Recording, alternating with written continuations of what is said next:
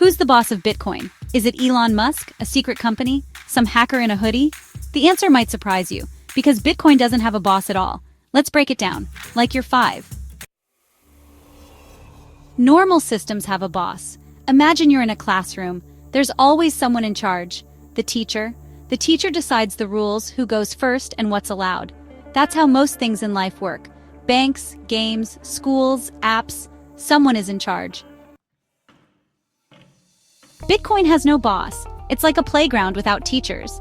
Now imagine a magical playground where the kids made the rules themselves, and the rules were written in chalk on the wall, for everyone to see.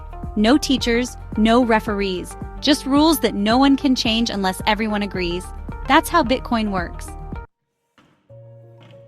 So, who keeps it running? Let's break it down into 3 groups. Developers. They maintain the code, like fixing the rules, but they can't force changes. Miners. They secure the network and add new blocks, but they follow the rules. Users. People like you and me. If we don't like a change, we just don't use it.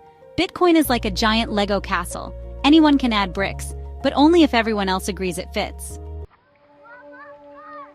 What happens if someone tries to take control? Let's say one miner tries to cheat. Their version gets ignored by the rest of the network, because everyone checks everyone's homework. That's the magic of decentralization. No one can take over, because everyone is watching. Bitcoin's rules live in open-source software. It's like the class rules being printed on a big poster. You can read them, copy them, even suggest changes. But you can't force anyone to accept new rules unless most people agree. So, who controls Bitcoin? Everyone.